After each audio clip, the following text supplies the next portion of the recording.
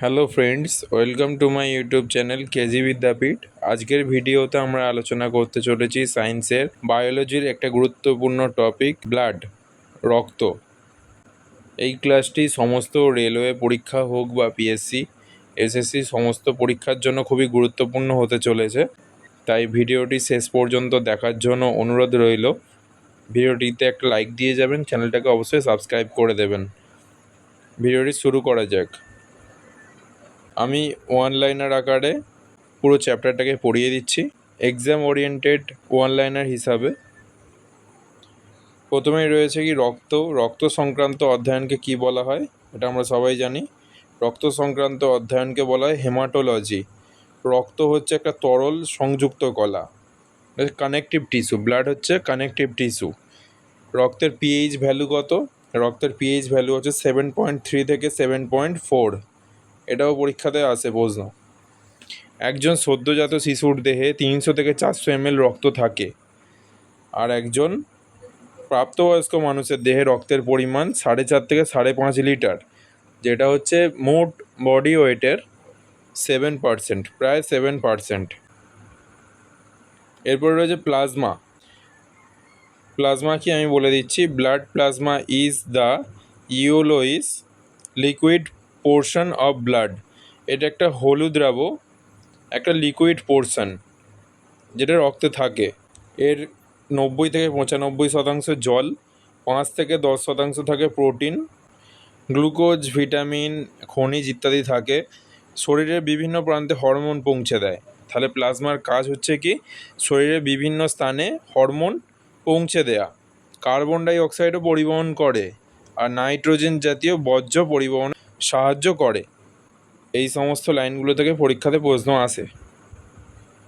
Plasma কয় প্রকার? Plasma হচ্ছে 3 প্রকার, অ্যালবুমিন, গ্লোবিউলিন আর হচ্ছে ফাইব্রিনোজেন। এবার হচ্ছে রক্তকোষ বা রক্তকণিকা। রক্তের হচ্ছে দুটো ভাগ, একটা হচ্ছে প্লাজমা আর একটা হচ্ছে রক্তকণিকা। প্লাজমাটা পড়ে নিলাম, এবার দেখে নিই রক্তকণিকা। রক্তকণিকা প্রধানত হচ্ছে 3 প্রকার, red blood cell, white blood cell আর হচ্ছে প্ল্যাটিলেটস, যেটা হচ্ছে লোহিত রক্তকণিকা, শ্বেত রক্তকণিকা আর হচ্ছে অনুচক্রিকা। এবার দেখে নেব লোহিত রক্তকণিকা। লোহিত রক্তকণিকা এখানে দেখাই যাচ্ছে ছবিতে। এগুলো হচ্ছে লোহিত রক্তকণিকা, অপর নাম হচ্ছে এরিথ্রোসাইট। এটা হচ্ছে লোহিত রক্তকণিকার বিজ্ঞানসম্মত নাম। লোহিত রক্তকণিকার কাজ কি? অক্সিজেন পরিবহন করা, কার্বন ডাই অক্সাইড পরিবহন করা। হিমোগ্লোবিনের উপস্থিতির জন্য লোহিত রক্তকণিকার রং লাল হয়। এর আয়ু মানে হচ্ছে জীবনকাল হচ্ছে 120 দিন। লোহিত রক্তকণিকায় হচ্ছে নিউক্লিয়াস থাকে না। আর লোহিত রক্তকণিকার কবরস্থান বলা হয় প্লিহাকে। এই প্লিহাকে কি বলা হয়? ব্লাড ব্যাংক বলা হয়। আর এখানে এই প্লিহাতেই হচ্ছে লোহিত রক্তকণিকা ধ্বংস হয়। আর ম্যালেরিয়া হচ্ছে একটা প্রোটোজোয়া ঘটিত রোগ, যেটা আক্রমণ করে এই প্লিহাতেই। প্লিহাকে ব্লাড ব্যাংকও বলা হয়। ঠিক আছে, এই সমস্ত ইনফরমেশানগুলো অবশ্যই মনে রাখতে হবে। লোহিত রক্তকণিকার কী কী রোগ হয়? লোহিত রক্তকণিকার সংখ্যা অতিরিক্ত হারে কমে গেলে অ্যানিমিয়া, এটাকে বলা হয় রক্তাল্পতা রোগ হয়। আর লোহিত রক্তকণিকার সংখ্যা অতিরিক্ত বেড়ে গেলে পলিসাইথেমিয়া রোগ হয়। শ্বেত রক্তকণিকা। শ্বেত রক্তকণিকা অপর নাম হচ্ছে কি লিউকোসাইট, আকারে বড় রক্তকণিকা। রক্তকণিকা 3 ধরনের আছে, শ্বেত রক্তকণিকা, লোহিত রক্তকণিকা আর হচ্ছে অনুচক্রিকা। এই তিনটের মধ্যে হচ্ছে শ্বেত রক্তকণিকা আকারে বড়, আর এর মধ্যে নিউক্লিয়াসও থাকে, নিউক্লিয়াসও উপস্থিত আছে। এটি শরীরে অনাক্রমতা বাড়ায় এবং রোগ জীবাণুর বিরুদ্ধে লড়াই করে। এটাকে ফাইটার সেলও বলা হয়। ঠিক আছে, অবশ্যই মনে রাখতে হবে যে ফাইটার সেল। আয়ু হচ্ছে 12 থেকে 20 দিন, অর্থাৎ প্রতি 12 থেকে 20 দিন অন্তর এটা ধ্বংস হয়, আবার নতুন করে এটা শরীরে তৈরি হয়। আর এর উৎপত্তি স্থল হচ্ছে অস্থিমজ্জা। অস্থিমজ্জায় হচ্ছে শ্বেত রক্তকণিকা তৈরি হয়। শ্বেত রক্তকণিকার প্রকারভেদ, এটা হচ্ছে 2 প্রকারের হয়, দানাদার আর দানাবিহীন। যেটা দানাদার যুক্ত সেটাকে বলা হয় গ্র্যানুলোসাইট, আর যেটা দানাবিহীন সেটাকে বলা হয় অ্যাগ্রানুলোসাইট। এই দানাদারযুক্ত শ্বেত রক্তকণিকা আবার 3 প্রকার: নিউট্রোফিল, ইওসিনোফিল আর হচ্ছে বেসোফিল। আর দানাবিহীন শ্বেত রক্তকণিকা আবার 2 প্রকার: লিম্ফোসাইট আর মোনোসাইট। এরপর রয়েছে অনুচক্রিকা।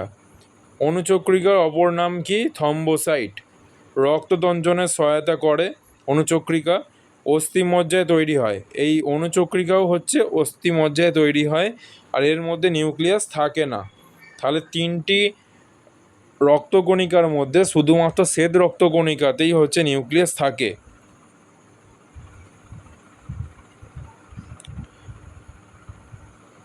এবার কিছু ইম্পর্টেন্ট ওয়ান লাইনার দেখে নিই। রক্ত সংবহন তন্ত্র আবিষ্কার করেন কে? বিজ্ঞানী উইলিয়াম হার্ভে। রক্তের গ্রুপ আবিষ্কার করেন বিজ্ঞানী কার্ল ল্যান্ডস্টেইনার। 1901 সালে তিনি এটা আবিষ্কার করেন। এর জন্য তিনি 1930 সালে নোবেল প্রাইজ পান। রক্তের অ্যান্টিজেন 4 ধরনের রয়েছে: এ বি আর হচ্ছে ও।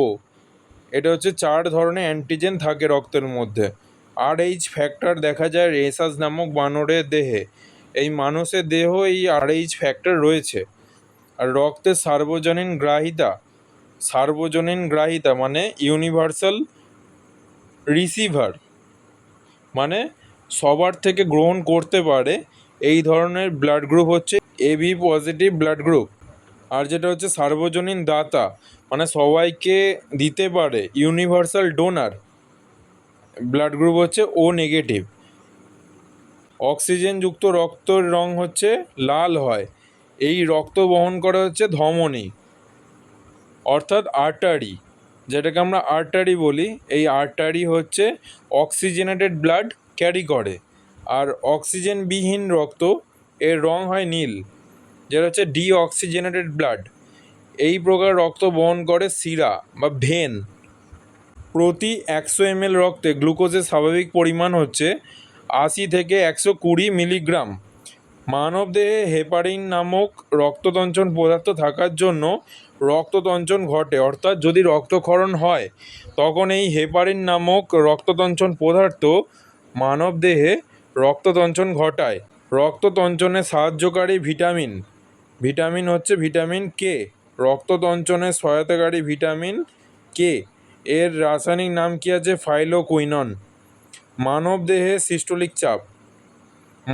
সিস্টোলিক চাপ হচ্ছে 120 থেকে 150 mmHg।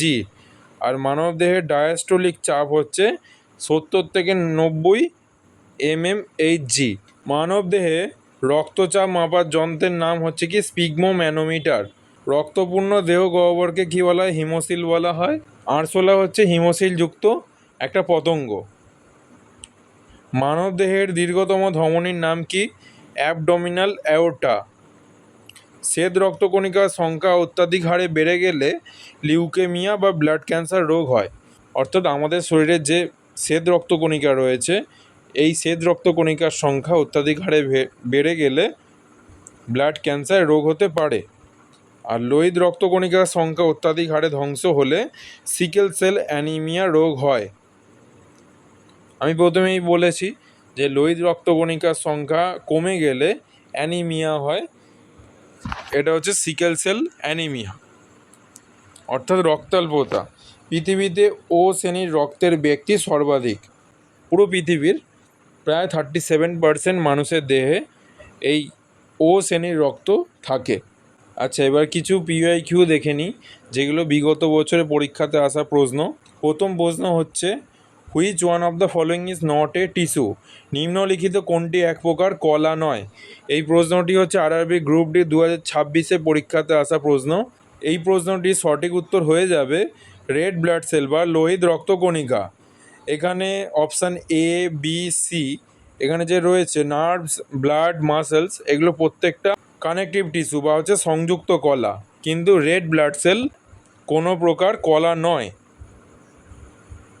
চলে যাচ্ছি পরের প্রশ্নয়। Which one of the following is not a example of connective tissue? নিম্নলিখিত কোনটি সংযুক্ত কলার উদাহরণ নয়? এটি RRB ALP CBT 1-এ আসা প্রশ্ন। এই প্রশ্নের সঠিক উত্তর হয়ে যাবে স্কিন। ত্বক কোনো প্রকার কলা নয়, সংযুক্ত কলার উদাহরণ নয়। আচ্ছা, এই ত্বক হচ্ছে স্কিন বা ত্বক হচ্ছে মানবদেহের বৃহত্তম অঙ্গ। How many litres of blood does an adult human have? বলছে একজন প্রাপ্তবয়স্ক স্বাভাবিক দেহে কত লিটার রক্ত থাকে? এটি আরআরবি এনটিপিসি সিবিডি 2 পরীক্ষার প্রশ্ন। এই প্রশ্নের সঠিক উত্তর হয়ে যাবে 5 থেকে 6 litre. Question number 4. Which components of blood serves as the fluid matrix in which cells are suspended? বলছে রক্তের কোন উপাদানটি তরল ধাত্র হিসাবে কাজ করে যার মধ্যে কোষগুলি ভেসে থাকে? এটি গ্রুপ ডি পরীক্ষার প্রশ্ন। এই প্রশ্নের সঠিক উত্তর হয়ে যাবে অপশান সি, প্লাজমা। ব্লাডের ম্যাক্সিমাম পোর্শনই হচ্ছে প্লাজমা। এই প্রশ্নের সঠিক উত্তর হয়ে যাবে প্লাজমা।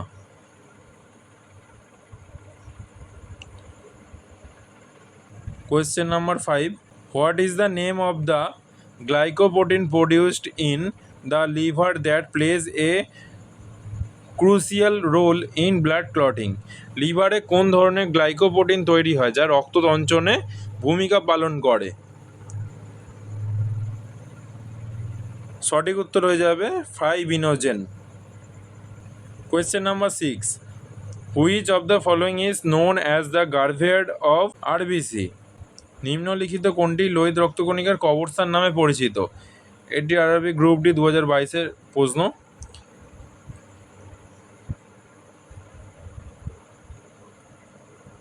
এই প্রশ্নের সঠিক উত্তর হয়ে যাবে স্প্লিন, অর্থাৎ প্লিহাকে লোহিত রক্তকণিকার কবরস্থান বলা হয়। আর এখানে যে অপশান রয়েছে মাইটোকন্ড্রিয়া, আমরা সকলেই জানি যে মাইটোকন্ড্রিয়া কি বলা হয়? মাইটোকন্ড্রিয়াকে বলা হয় কোষের শক্তিঘর, পাওয়ার হাউস অফ সেল। আর লিভারকে কি বলা হয়? মানব দেহের সবথেকে বড় গ্রন্থি। Question number 7. At very high altitude the red blood cells corpuscles in the human body will. উচ্চতায় লোহিত রক্তকণিকা শরীরে হবে। আচ্ছা, কি হবে? উচ্চতায় লোহিত রক্তকণিকা কি হবে? এই প্রশ্নের সঠিক উত্তর হয়ে যাবে option C, increase in number. সংখ্যায় বাড়বে। যত উচ্চতায় যাবে লোহিত রক্তকণিকার সংখ্যা শরীরে বৃদ্ধি পাবে। Question number 8. Blood fails to clot while flowing in the blood vessels because of the presence of. রক্ত তঞ্চনে বাধা পায় কারণ যখন রক্তনালিকার মধ্যে থাকে কি থাকলে রক্ত তঞ্চনে বাধা পায়?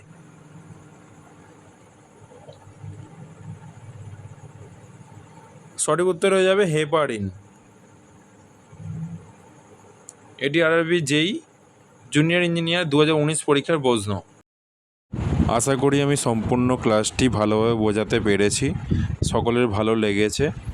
যদি ভালো লাগে অবশ্যই একটা লাইক দিয়ে যাবেন, চ্যানেলটাকে সাবস্ক্রাইব করে যাবেন, ভিডিওটি শেয়ার করে দেবেন। দেখা হচ্ছে আবার পরের ক্লাসে। Thank you.